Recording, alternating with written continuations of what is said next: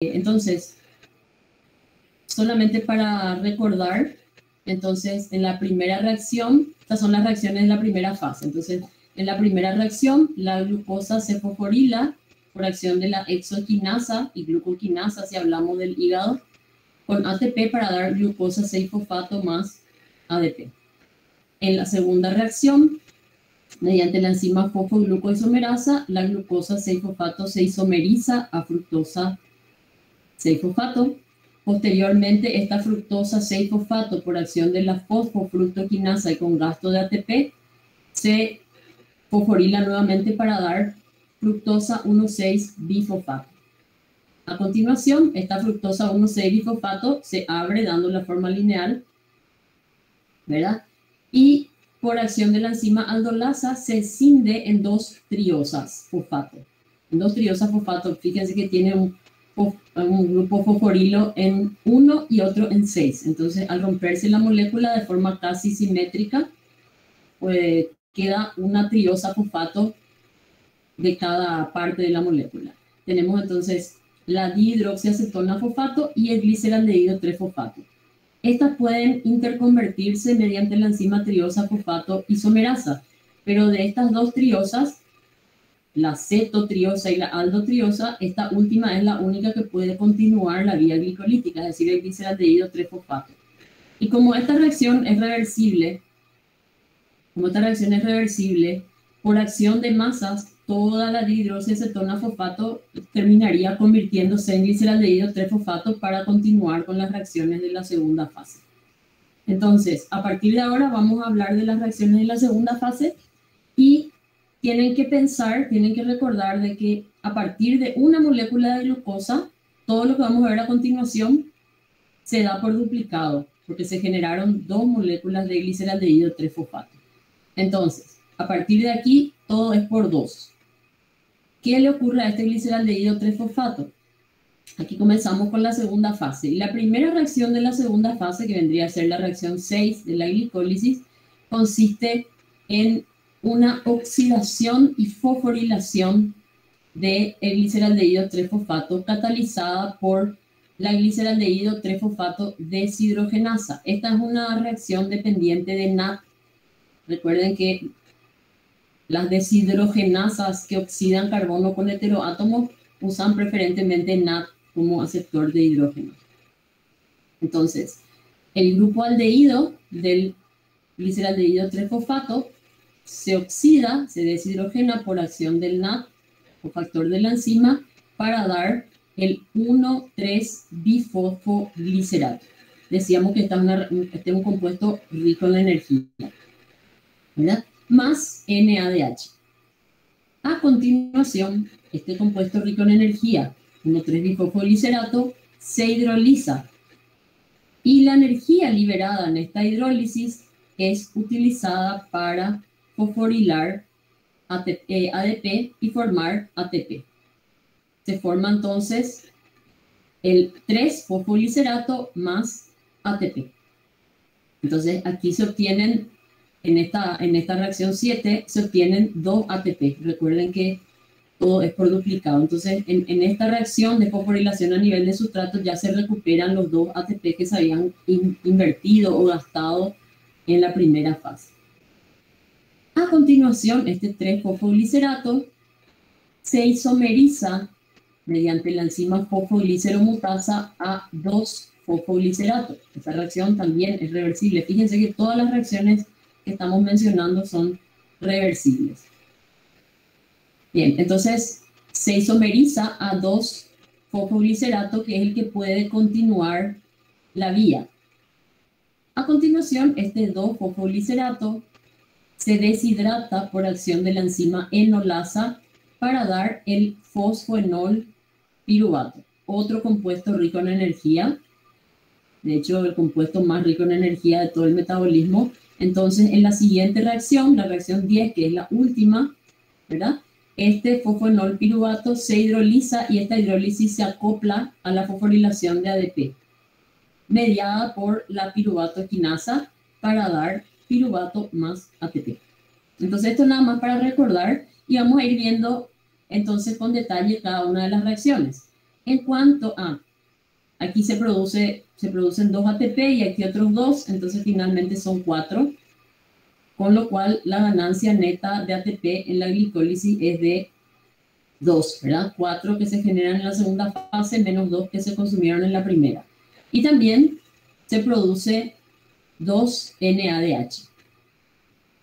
Entonces, vamos con las reacciones, analizando con un poco de mayor detalle cada una de las reacciones. De la reacción 6 ya habíamos hablado con bastante detalle. Simplemente recordar entonces que consiste en la oxidación y fosforilación de gliceranidrio 3-fosfato para formar el 1,3-bifosfoglicerato.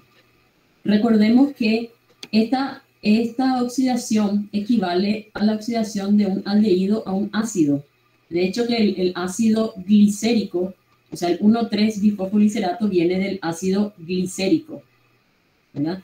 Solo que esto se oxidó a ácido glicérico, pero ya en la misma reacción se formó el enlace fosfoanhídrido para dar el 1,3-bifosfoglicerato.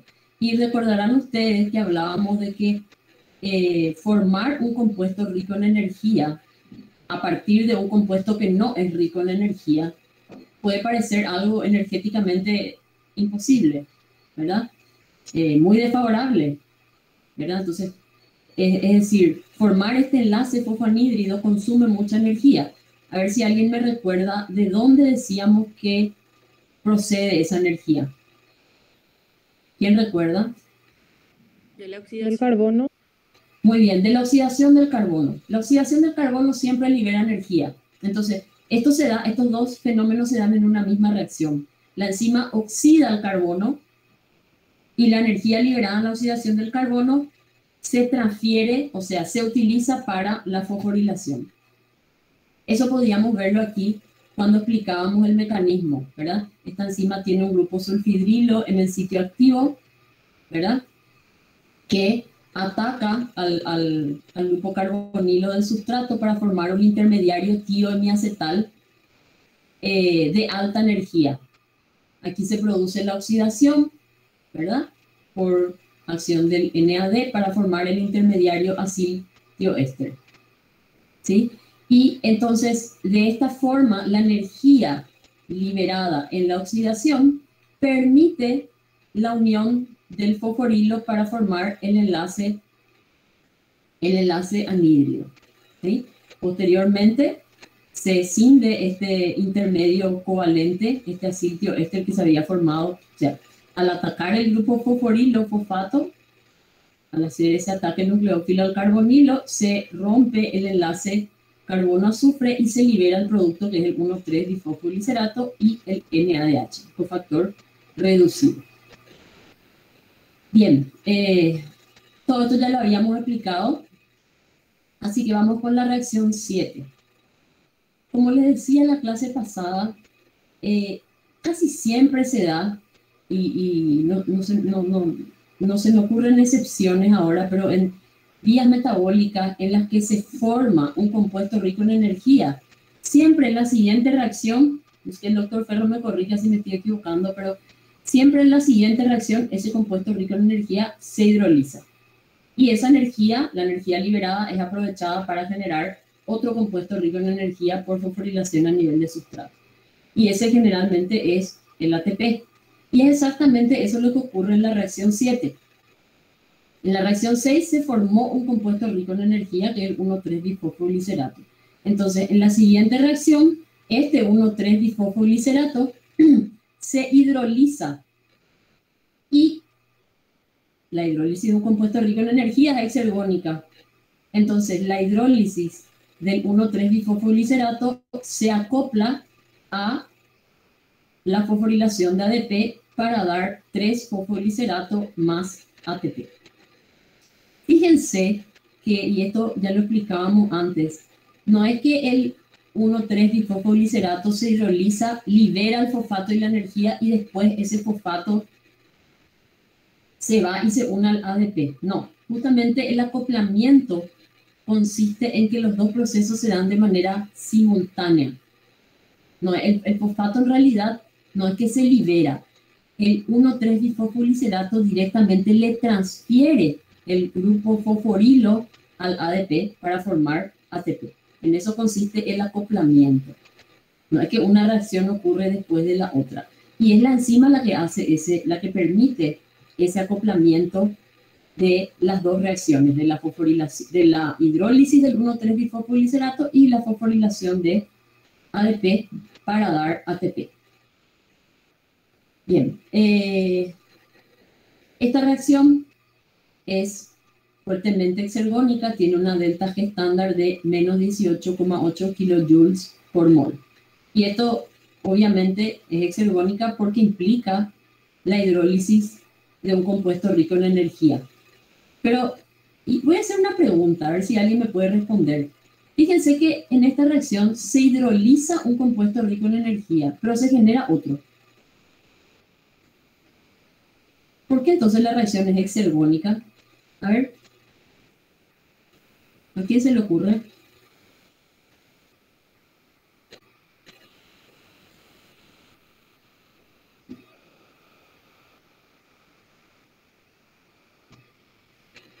Si se hidroliza un compuesto rico en energía, eso es exergónico, pero se sintetiza otro, eso es endergónico. ¿Por qué entonces la delta G estándar no es cero? ¿Por qué es negativa? Profe, Sí. ¿puede ser porque hay un acoplamiento? A ver, hay un acoplamiento, pero aún habiendo un acoplamiento, la pregunta es ¿por qué esta delta G estándar es negativa? ¿O por qué no es positiva, por ejemplo? ¿Por qué no es cero? ¿Por qué es negativa? Porque el 1,3-bifosfoglicerato libera mucho más energía que el ATP, puede ser, profe. Exactamente por eso. Si ustedes comparan la delta G de hidrólisis del 1,3-bifosfoglicerato y del ATP, ¿se acuerdan de esa escala que veíamos cuando dimos bioenergética de los compuestos ricos en energía? Y nosotros les decíamos, los que están más arriba tienen valores de delta G de hidrólisis más negativos y tienden a transferir fosfato al que está más abajo. ¿Se acuerdan? El 1,3-bifosfoglicerato tiene una delta G estándar de hidrólisis más negativa que el ATP. ¿Se entiende? Entonces, la reacción es favorable en el sentido de transferencia de fosfato del 1,3-bifosfoglicerato al ADP que en sentido contrario. Pero fíjense que aquí hay una doble flecha, quiere decir que esta reacción en realidad es reversible, es decir, puede ocurrir en ambos sentidos. Ahora, ¿cómo sería la delta G para la transferencia de fosfato del ATP al 3-fosfoglicerato para formar 1,3-bifosfoglicerato? ¿Cómo sería la delta G?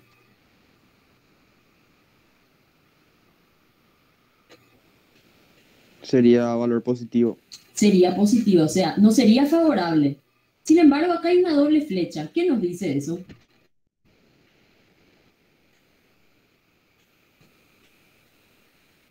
Es reversible.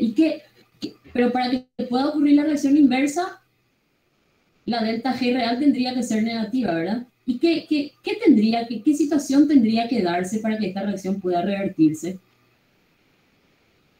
Si su delta G estándar va a ser positiva. Que haya mucho ATP, puede ser, profe. Exactamente, ahí diste en el clavo. Esta reacción, o sea, en lo que me dice esto es que en condiciones estándar, o sea, si todas las concentraciones son iguales a un molar, la reacción es favorable es favorable que el 1,3-bifosfoglicerato le transfiera fosfato al ADP para dar 3-fosfoglicerato y ATP. Pero eso es si todas las concentraciones son iguales. Si las concentraciones de producto, que serían esto, aumentan lo suficiente, eso sería aumentar el valor de Q, ¿verdad? Podríamos, por acción de masas, podría lograrse que esta reacción directa tenga delta G positiva y por tanto la reacción transcurra en sentido opuesto. O sea, si bien la reacción en condiciones estándar es favorable en sentido directo, esta reacción puede, por acción de masas, transcurrir en sentido opuesto. ¿Se entiende eso? Y es importante que entiendan ese concepto porque muchas reacciones del metabolismo son así, ¿verdad? Tienen un delta G negativo, sin embargo, Si las concentraciones del producto aumentan lo suficiente, la reacción puede revertirse. De hecho, cuando lleguemos a gluconeogénesis, vamos a ver que en el proceso de gluconeogénesis, que es síntesis de glucosa, muchas de las reacciones de la glicólisis transcurren en sentido inverso. Por ejemplo, esta, ¿verdad? En la gluconeogénesis, el ATP le tiene que fosforilar al 3-fosfolicerato para dar 1,3-difosfolicerato. ¿Y cómo puede ser que ocurra eso? Y porque para que eso ocurra tenemos que disponer de cantidades grandes de 3-fosfolicerato y ATP. Y las reacciones previas se encargarán de eso.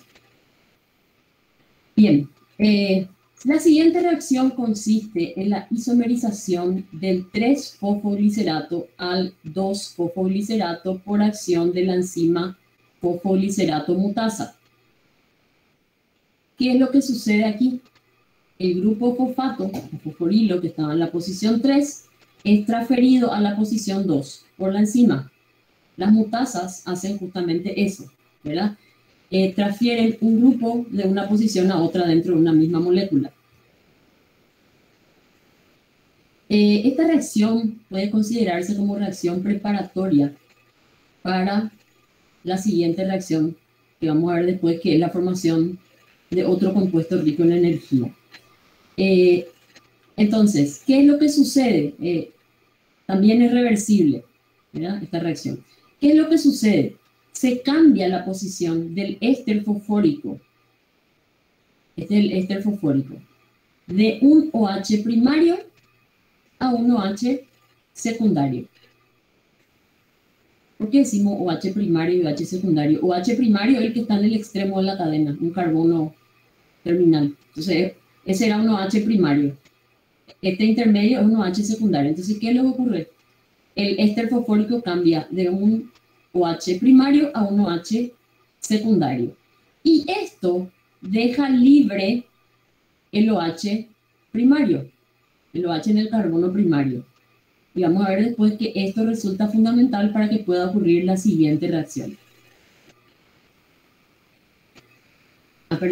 Esta reacción es ligeramente endergónica, pero fíjense que tiene un delta G positivo relativamente pequeño, por tanto la reacción es reversible y gobernada por acción de masas.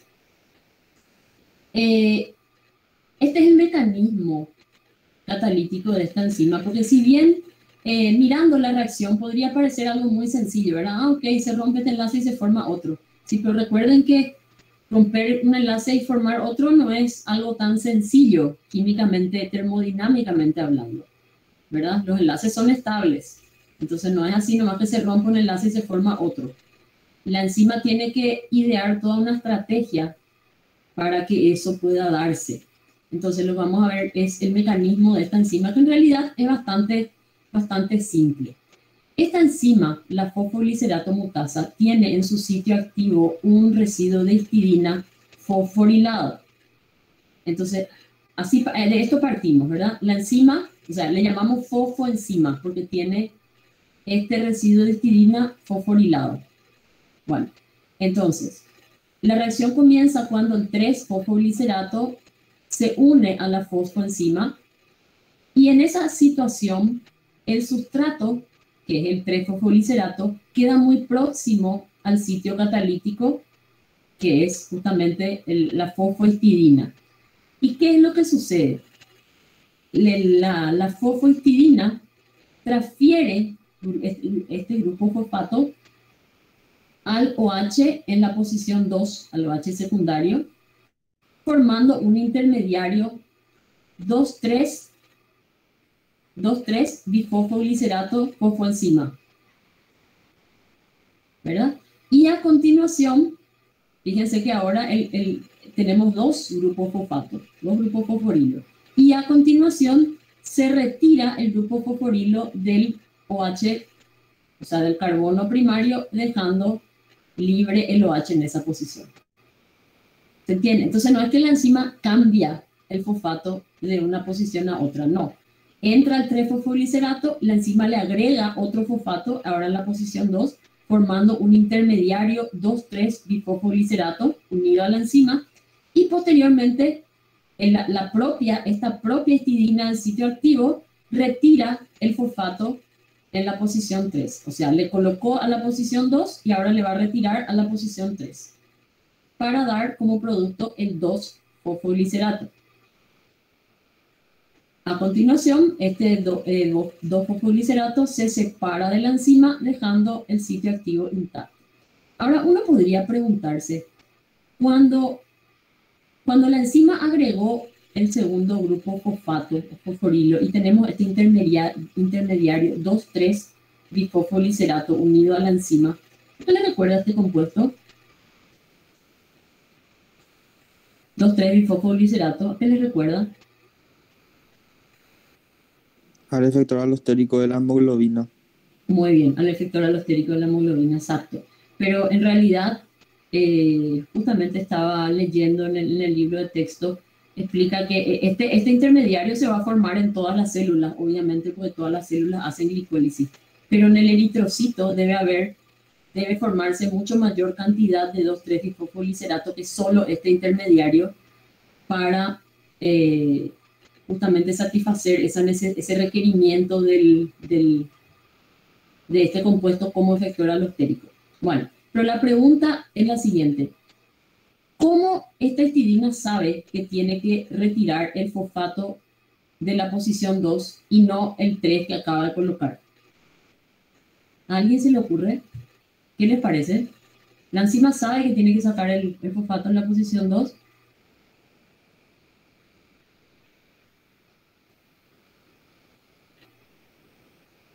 ¿Qué piensan ustedes?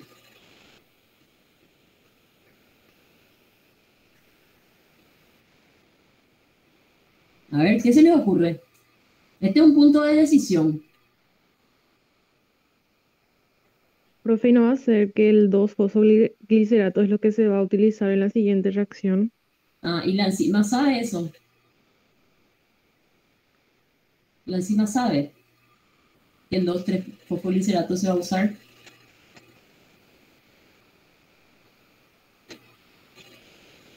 En realidad, esta histidina puede retirar cualquiera de los dos grupos fosfato. La enzima no sabe. Esto puede ocurrir en ambos sentidos. O sea, fíjense que estas dos etapas, todas las etapas en realidad son reversibles. Es decir, que es muy sencillo. La histidina coloca el fosforilo donde falta. Se forma el intermediario. Y a partir de este intermediario, esta histidina puede volver a sacar el fosfato. El mismo fosfato que acaba de colocar, que fue en la posición 2, y volver a lo que estaba antes. O bien puede retirar el otro y formar el 2-fosfolicerato. O sea, esto puede ocurrir en ambos sentidos. ¿Qué es lo que direcciona el proceso? Y nuevamente es por acción de masas, ¿verdad? Como este 2-fosfolicerato se está consumiendo en la siguiente reacción y el 3-fosfolicerato se está formando en reacciones anteriores, entonces la reacción, o sea, el curso neto de la reacción va a ser de 3-fosfolicerato a 2-fosfolicerato, ¿se entiende? O sea, la reacción puede ir en ambos sentidos, pero como este se está generando y este se está consumiendo, entonces por acción de masas el flujo va de 3 a 2-fosfolicerato, al menos en la glicólisis. Vamos a ver que en la gluconeogénesis el flujo va a ser en sentido opuesto. Entonces la enzima liga fosfato a un residuo de histidina en el sitio catalítico, que es el responsable de transferirlo a la posición 2 del sustrato y retirarlo luego de la posición 3, ¿verdad? El 2,3-bifosfolicerato generado como intermediario no es el que regula la afinidad de la hemoglobina por el oxígeno, es decir, como les expliqué antes, se necesita más 2,3-bifosfolicerato porque este es un intermediario, ¿verdad? Que está en cantidades pequeñas. En realidad se necesita mucho mayor cantidad de este en el eritrocito para, como regulador alostérico. Aquí se ve el residuo de fosfohistidina, se ve cómo está unido el grupo fosfato a la histidina en el sitio catalítico, ¿verdad? Y esto un poco para ver cómo es el entorno de este sitio catalítico y cómo en realidad este residuo de fosfohistidina está muy próximo al sustrato, que es el 3-fosfoglicerato. La siguiente reacción, reacción 9, consiste en la deshidratación del 2-fosfoglicerato. Dijimos que la reacción anterior era para preparar al compuesto para la siguiente reacción. Se transfirió el fosfato de 3 a 2, dejando libre el OH en el carbono primario. Bien, ¿qué es lo que hace? La enzima que cataliza la reacción se llama enolasa. Es una enzima que utiliza magnesio. ¿Qué es lo que hace esta enzima? Deshidrata el 2-fosfoglicerato. O sea, es una liasa, ¿sí? Retira este OH y este hidrógeno para formar agua y se genera un doble enlace. Este compuesto es el fosfonolpiruvato, como ya dijimos varias veces, el compuesto más energético del metabolismo, ¿sí? Hablando más energético desde el punto de vista de capaz de liberar energía libre por hidrólisis, ¿verdad? Bueno, entonces, y aquí ocurre algo interesante. Al producirse fíjense que este compuesto, el 2-fosfoglicerato, no es un compuesto rico en energía, pero al deshidratarse y formarse este doble enlace, este enlace carbono-fosfato se convierte en un enlace de alta energía. Es decir, que la formación del doble enlace hace que este enlace se desestabilice. Un enlace que no era rico en energía se volvió rico en energía, formándose entonces el fosfonolpiruvato. ¿Qué les parece que va a ocurrir a continuación? ¿Qué dijimos antes?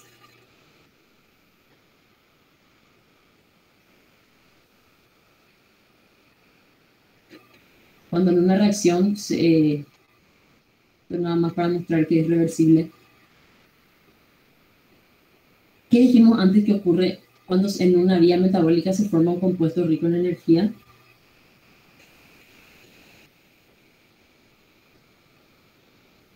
¿Se forma otro de mayor energía, profe?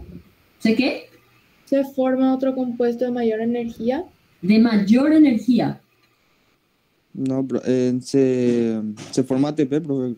Exactamente. Cuando en una vía metabólica se forma un compuesto rico en energía, en general, en la siguiente reacción, este se hidroliza, porque es muy inestable, ¿verdad? Se hidroliza y esa energía libre de hidrólisis es utilizada para sintetizar ATP generalmente, pero puede ser otro compuesto rico en energía.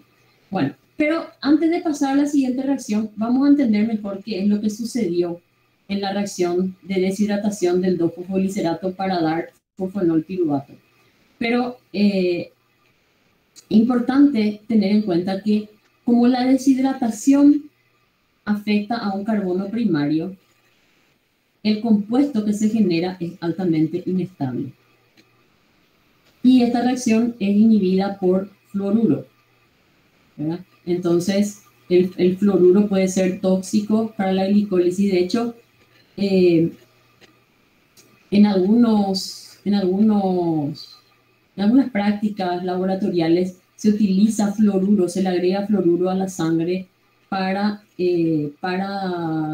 inhibir la glicólisis en los eritrocitos, justamente porque el fluoruro es un inhibidor. Esta reacción tiene una delta G estándar de 1,7 kilojoules por mol.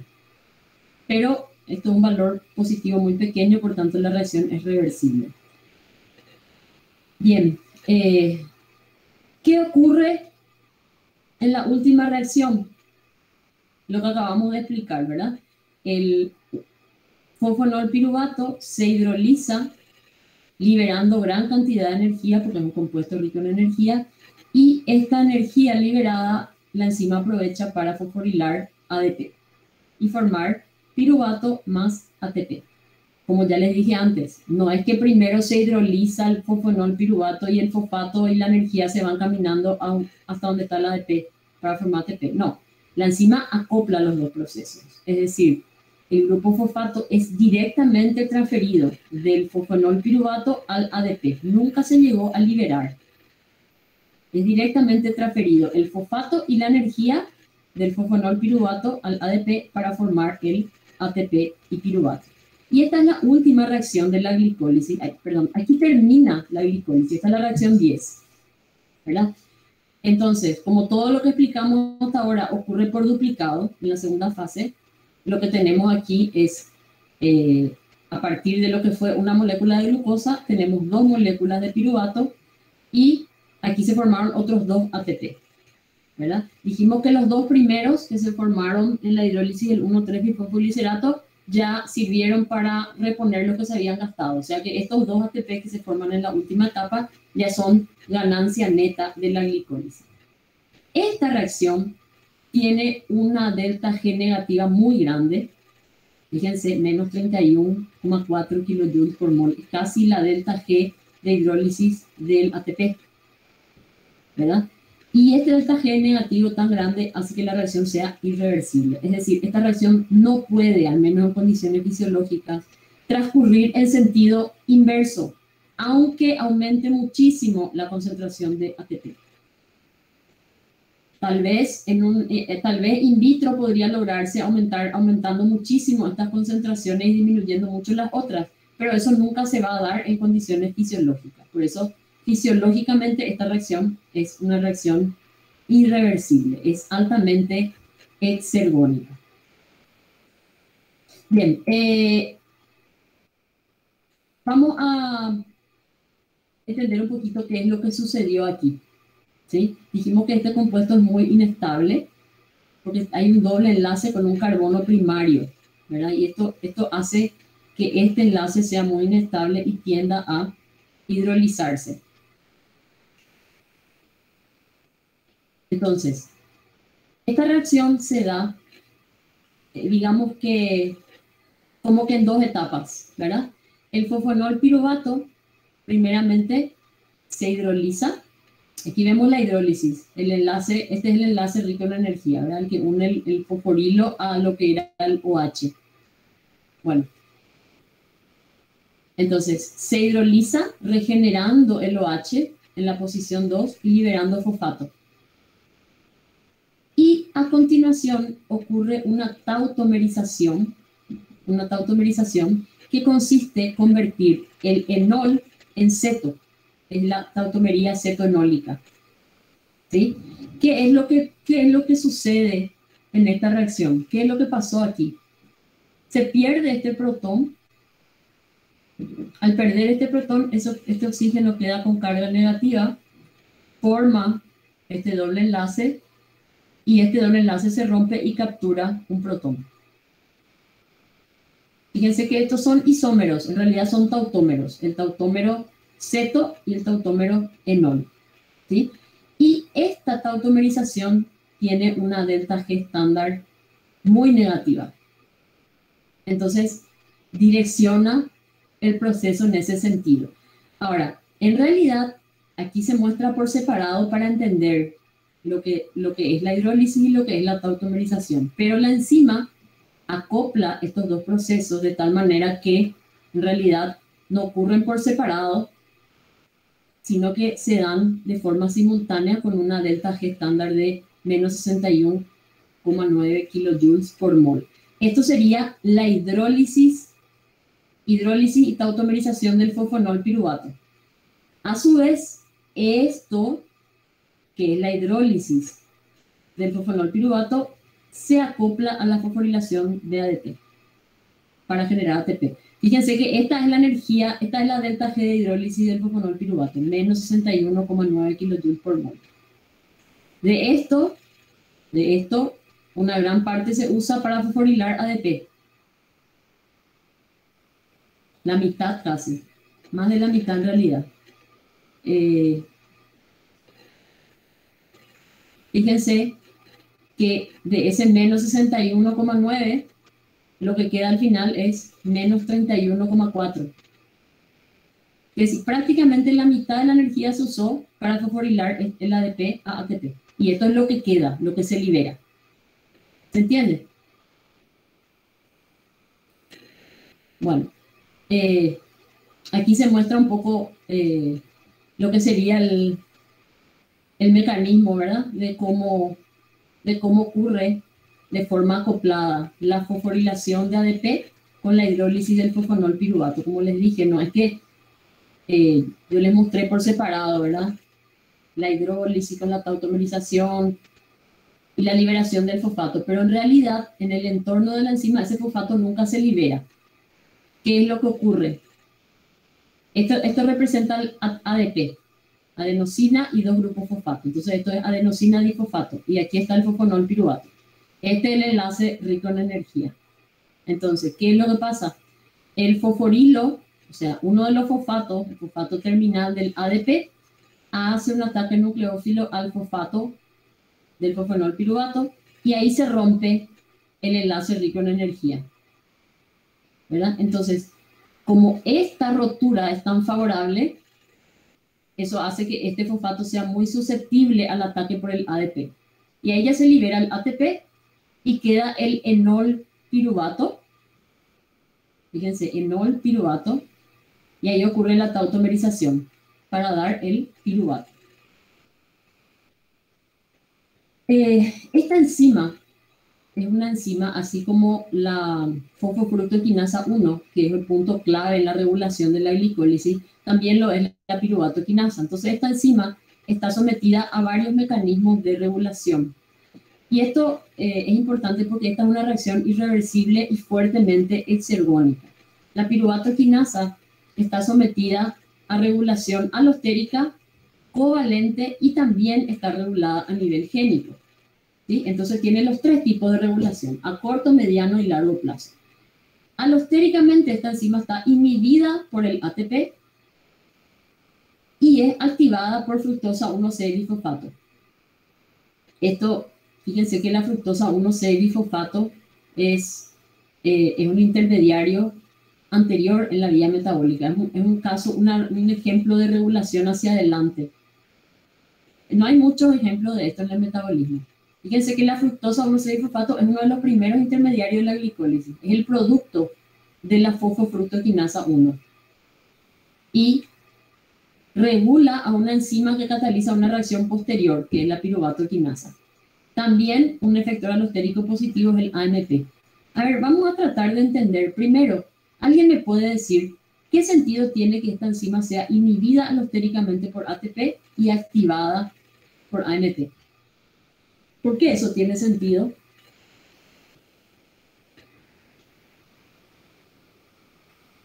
Piensen en el rol de la glicólisis. Y por la carga energética no sería, profe. Si tenés mucha energía, ¿para qué vas a producir más energía? Exactamente. Esta es una vía cuyo rol primario es el de generar ATP, generar energía. ¿Verdad? Entonces, es lógico que si hay mucho ATP, la carga energética es alta, se inhiba la glicólisis. Por eso es lógico que el ATP pueda actuar como un inhibidor alostérico y por la misma razón que el AMP sea un activador alostérico. Ahora, ¿cómo podemos explicar la activación alostérica por la fructosa 1,6-bisfosfato? ¿Qué se les ocurre?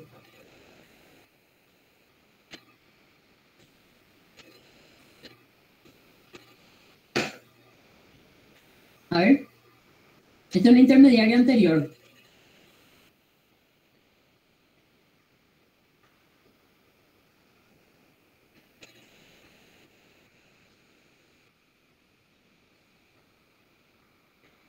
A ver, la fructosa 1,6-bisfosfato es el producto de la primera enzima clave de la glicólisis, que es la Eso es porque se acumula, profe, ¿verdad?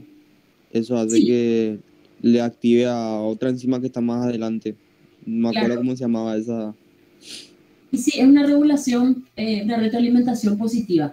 Claro, lo que pasa es que fíjense que la síntesis de fructosa 1,6-bisfosfato por la fosfofructoquinasa es una reacción endergónica, irreversible. Se consume ATP para llegar aquí. Entonces es como, la lógica es como asegurarse, ¿verdad? De que si ya gasté energía para generar la fructosa 1,6-bisfosfato, se supone que la glicólisis ya tiene que ir hasta el final, ¿verdad? Entonces, al formarse este intermediario, la célula se asegura, o sea, con esto se asegura de que al gastar ATP para formar este intermediario, la enzima, digamos, que podría ser limitante en la etapa final, va a estar activa y el proceso se va a completar. No sé si se entiende eso. Eso no era el paso comprometido, profe, puede ser. Y sí, son dos pasos comprometidos, ¿verdad? El de la fosfofructoquinasa y el de la piruvatoquinasa. Bueno, esta enzima también es regulada por mecanismo covalente.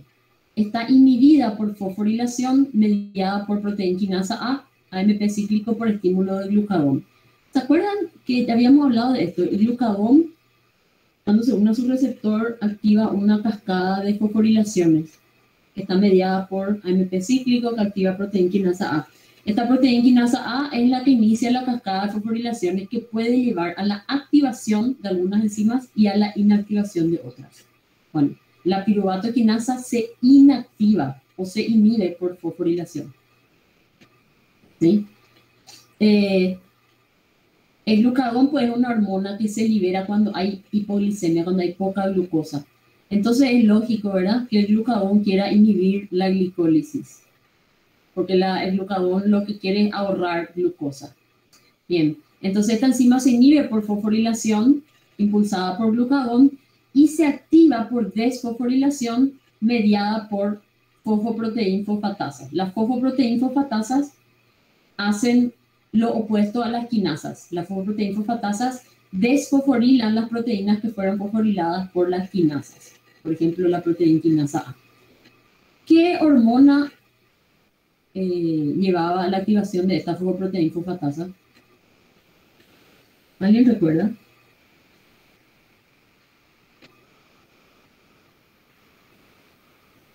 A ver. Vale, chicos, hagan trabajar esas neuronas. La proteína quinasa A es activada por glucagón. Y la fosfoproteína fosfatasa, que es su enemiga.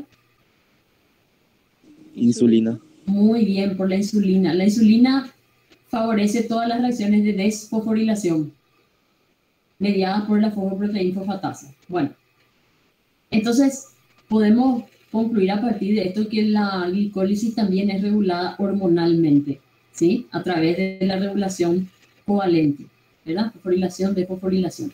Y finalmente, esta enzima también es regulada a nivel génico por el glucagón que reprime la síntesis de la enzima. Esto ya es regulación a largo plazo, ¿verdad? Es decir, cuando hay un estímulo permanente de glucagón, el glucagón va a conducir a una disminución en la expresión de los genes para esta enzima.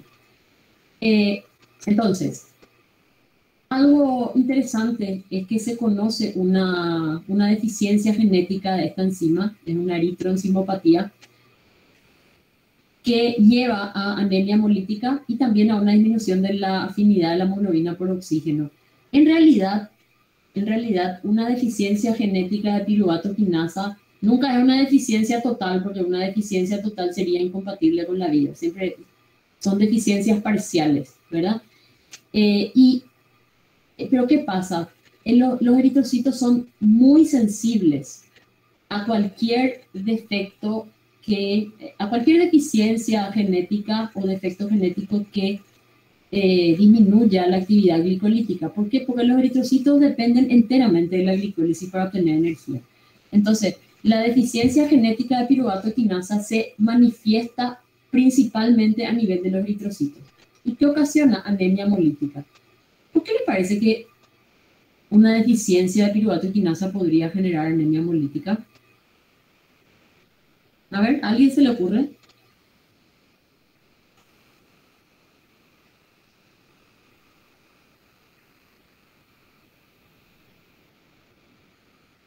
¿Qué le pasa a una célula si hay deficiencia de piruvato quinasa? Va a producir menos ¿qué? Menos ATP. Menos ATP. ¿Y qué significa eso? Que no va a tener energía. Exactamente, menos energía. El eritrocito necesita ATP para mantenerse vivo, para mantener íntegra su membrana.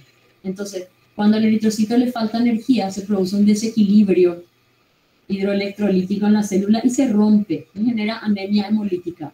Se destruyen los eritrocitos. Y además, también esta deficiencia provoca una disminución de la hemoglobina por oxígeno. Esta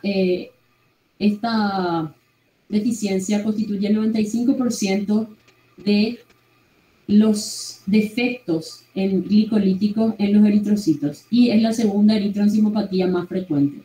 La más frecuente es la deficiencia de glucosa 6-fosfato deshidrogenasa, que la vamos a estudiar un poco más adelante.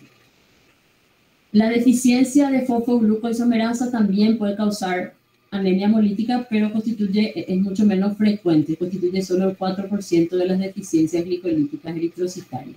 Aquí podemos visualizar cómo es, esto es la misma curva que ya habíamos estudiado de saturación de oxígeno versus presión de oxígeno, ¿verdad? Donde podemos ver la forma sigmoidea de la curva de saturación de la hemoglobina por oxígeno. Estos serían eritrocitos normales, ¿verdad?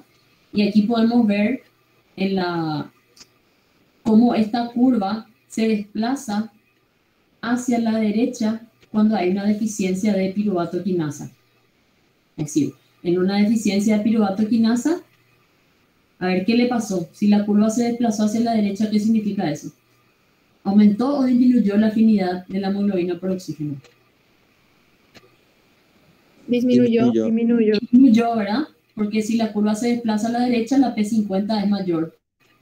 Entonces, en presencia, o sea, cuando hay una deficiencia de piruvato quinasa, aumenta la P50 y la hemoglobina disminuye su afinidad por el oxígeno.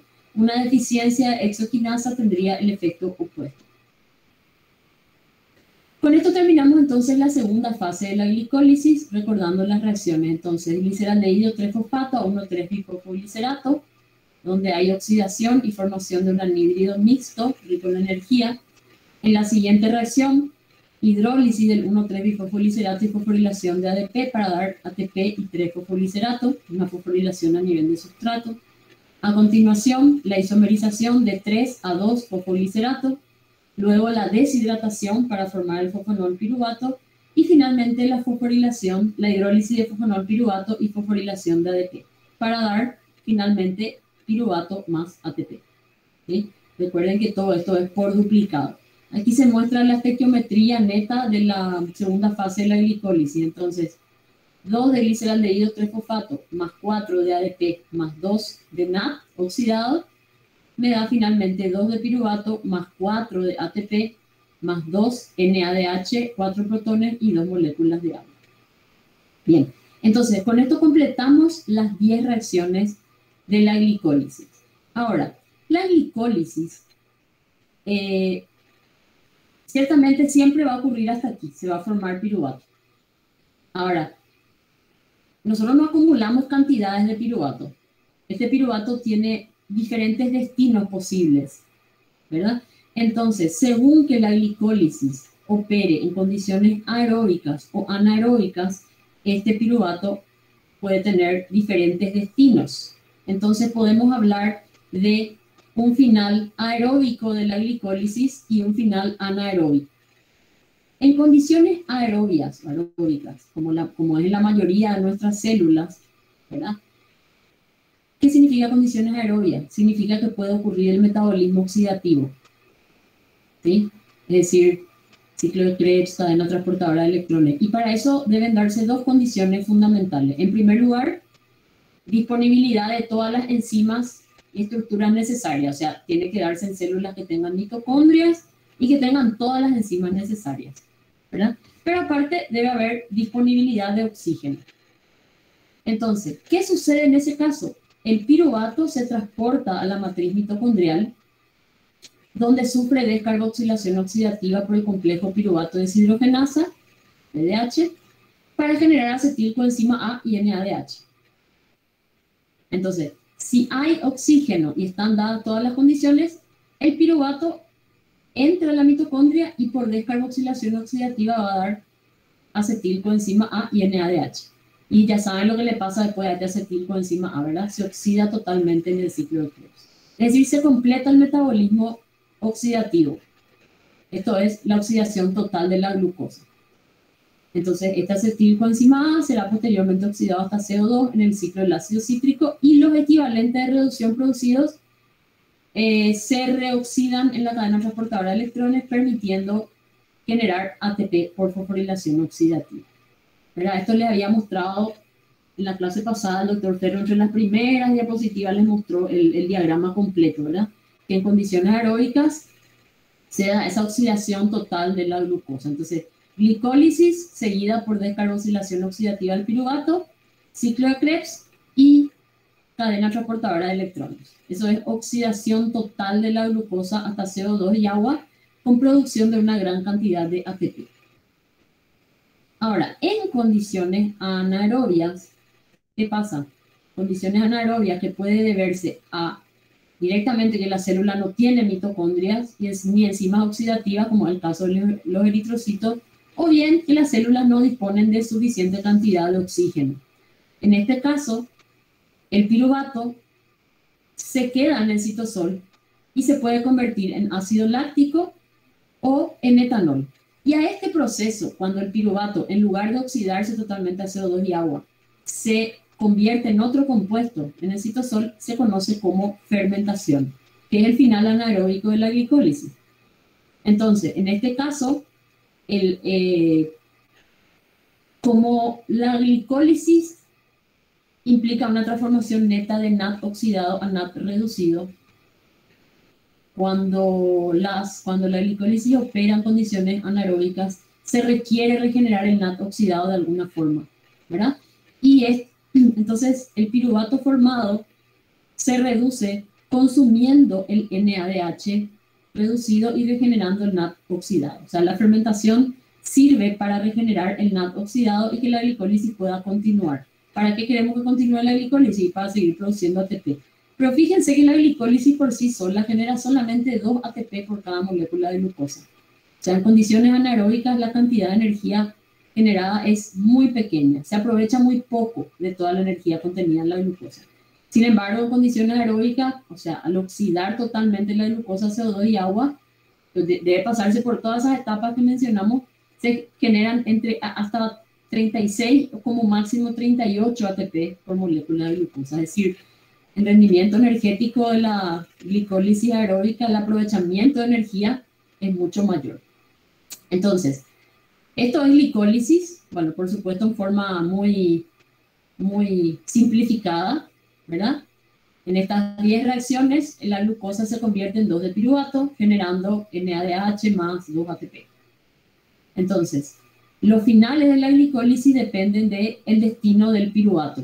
Entonces, ¿qué sucede con el piruvato en aerobiosis y en anaerobiosis? En aerobiosis, este piruvato se decarboxila primeramente a acetilcoenzima A. El acetilcoenzima A se oxida totalmente a CO2 y agua en el ciclo de Krebs, generándose en ambos procesos cofactores reducidos, principalmente NADH, ¿verdad? Tanto en la descarboxilación oxidativa del piruvato como en el ciclo de Krebs se generan varios NADH. Finalmente, estos NADH se reoxidan en la cadena transportadora de electrones y la energía liberada es utilizada para generar ATP. ¿Sí? Sin embargo, en anaerobiosis nada de esto puede ocurrir. Por tanto, ¿qué le sucede al piruvato? Y puede ocurrirle dos cosas dependiendo del tipo de célula en el que se dé esto y de las enzimas presentes, ¿verdad?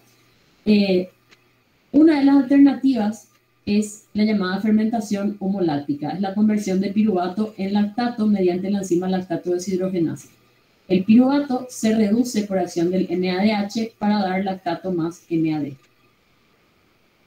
Fíjense que esta reacción es reversible. Y otra, entonces esto es fermentación láctica.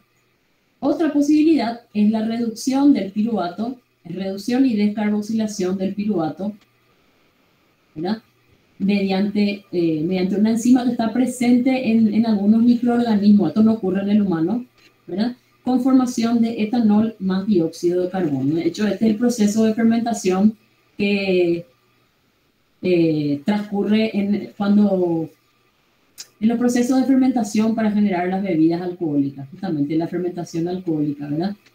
Este es el CO2 producido y así de esta manera se genera el alcohol. Por eso cuando se hace vino a partir de la uva, o sidra a partir de la manzana, o cerveza a partir de la cebada, el proceso fermentativo genera alcohol a partir de la glucosa contenida en en el producto que se está utilizando. Entonces, aquí tenemos un esquema de la fermentación láctica. Entonces, esto es glicólisis anaeróbica, ¿verdad? Entonces, la glucosa por glicólisis da 2 de piruvato. O sea, una molécula de glucosa da 2 de piruvato más 2 de ATP. Pero también da 2 de NADH. Entonces, para poder reciclar este NADH, es decir, reponer el NAD oxidado, este NADH debe utilizarse para reducir el piruvato al lactato. Por eso el producto final en condiciones anaeróbicas no puede ser el piruvato. Yo les pregunto, ¿qué pasaría si la glicólisis opera en condiciones anaeróbicas y el proceso termina en piruvato? ¿Qué va a pasar?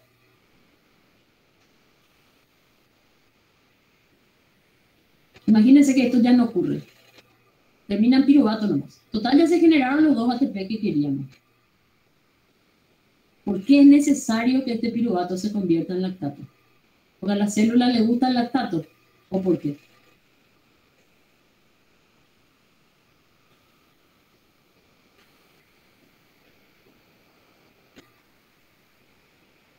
A ver, chicos, piensen. Ya llegamos hasta acá, ya terminó la glicólisis y ya conseguimos 2 ATP por cada glucosa.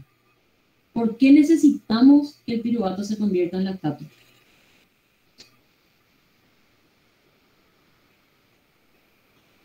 Hola, ¿están ahí? No era para regenerar el NAD oxidado. Exactamente, exactamente. Fíjense que por cada glucosa, o sea, por cada 2 ATP que se están generando, por cada glucosa, también se está consumiendo 2 NAD y generando 2 NADH.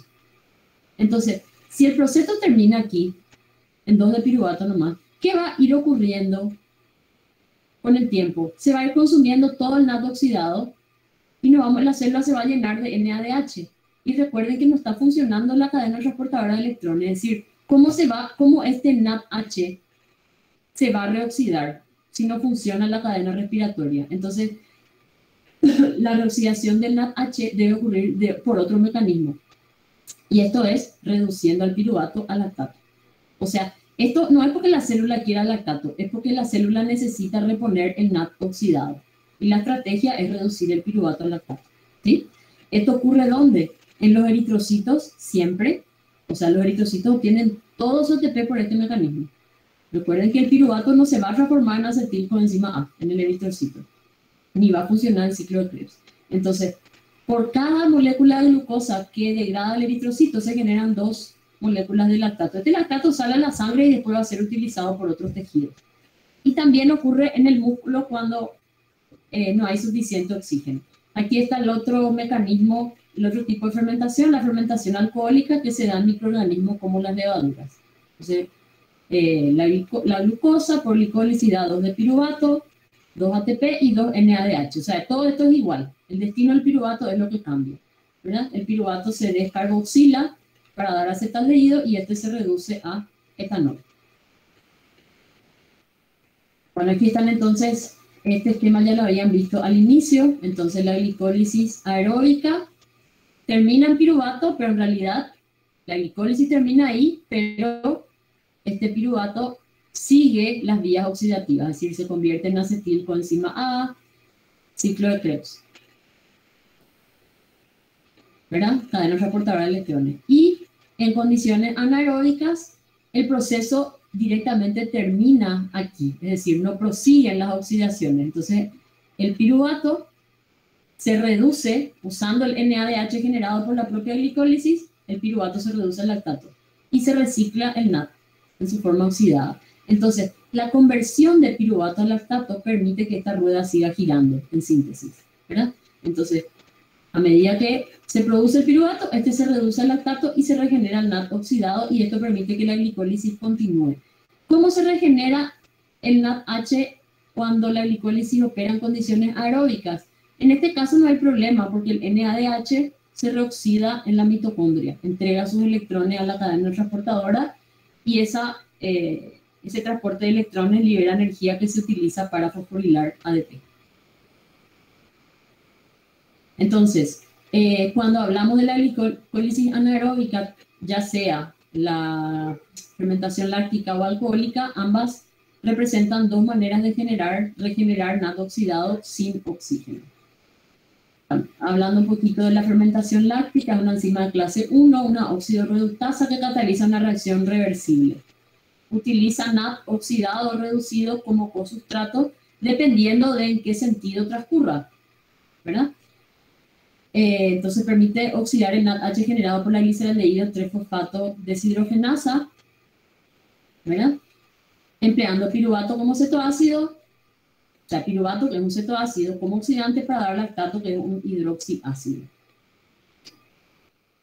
Aquí tenemos la reacción, entonces, este es el piruvato que se produce, es el producto final de la glicólisis, y aquí tenemos el NADH, ¿sí? El NADH generado durante la segunda fase de la glicólisis por la gliceraldehído 3-fosfato deshidrogenasa. Entonces, ¿qué sucede en la reacción? Que el NADH transfiere un hidruro, este hidruro que vemos aquí, o sea, este hidrógeno sale en forma de hidruro, ¿verdad? Es transferido aquí al carbono 2. Al venir este hidruro acá, se rompe el grupo carbonilo, el doble enlace del grupo carbonilo, y este oxígeno gana un protón, formándose lactato. Fíjense que el lactato tiene 2 hidrógenos más que el piruvato, ¿sí? Es decir, se transfieren 2 equivalentes de reducción para transformar el piruvato en lactato. El piruvato es un cetoácido, el lactato es un hidroxiácido. Es como la reducción de cetona a alcohol que estudiamos en química orgánica. Esta reacción es reversible, por tanto es regulada por acción de masa. Cuando hay mucho piruvato y mucho NADH, el piruvato se reduce al lactato. Por el contrario, si hay mucho NAD oxidado y mucho lactato, la reacción va a transcurrir en sentido opuesto, según las necesidades de la célula. Aquí se muestra el mecanismo de la reacción. Aquí está el cofactor, ¿verdad? Siempre en el entorno de la enzima. Aquí se ve que el sitio activo de la enzima tiene residuos que favorecen. Fíjense, aquí está el piruvato, ¿verdad? Fíjense cómo la carga negativa del grupo carboxilo del piruvato está estabilizada por el grupo guanidinio de un residuo de arginina, ¿verdad? A su vez, hay un residuo de histidina y otro residuo de arginina que favorecen la ruptura del doble enlace del carbonilo. Desestabilizan este doble enlace del grupo carbonilo y hacen que este carbono, del carbono 2, sea más fácilmente atacable por el hidruro, ¿sí? Entonces el NADH transfiere un hidruro aquí a este carbono, formando este enlace covalente, y ahí se rompe el doble enlace del carbonilo y captura el hidrógeno de esta histidina, formando el L-lactato. Esto un poco, fíjense que este es un carbono quiral, ¿verdad? Y el compuesto que se forma es ópticamente activo, es decir, el hidruro siempre entra del mismo lado, formando el L-lactato. La enzima es estereoespecífica. Bueno, esto un poquito para comparar. Ustedes saben que la glicólisis se da en condiciones anaeróbicas en el ser humano, tanto en el eritrocito. El eritrocito siempre se da de esa forma, pero también puede darse en los músculos cuando la cantidad de oxígeno es insuficiente, y esto se da especialmente en las fibras musculares de contracción rápida, ¿verdad? Porque las fibras musculares de contracción lenta, la glicólisis puede tener un final aeróbico, la energía se obtiene, digamos, la energía se libera de manera más lenta y da tiempo a que se lleve a cabo la oxidación total de la glucosa, ¿verdad? Estas fibras tienen contracción sostenida y hacen glicólisis aeróbica. Por tanto, como funciona en estas fibras, o sea, se da la oxidación total de la glucosa, funciona el metabolismo oxidativo. Estas células son ricas en mitocondrias. Y las mitocondrias, como tienen citocromos, y el músculo rico en mioglobina. Entonces, estas fibras tienen un color más rojo, más oscuro, ¿verdad? En cambio, en las fibras musculares de contracción rápida, como la contracción es brusca e intensa, la energía se obtiene principalmente por glicólisis anaeróbica en el citosol, porque no da tiempo pues, a oxidar totalmente la glucosa. Entonces, la forma más rápida de generar ATP para esta contracción rápida es por glicólisis anaeróbica, es decir, por fermentación láctica. Entonces, estas células, las fibras musculares de contracción rápida, tienen escasas mitocondrias y esto determina que tengan un color más claro. Bueno, esto nada más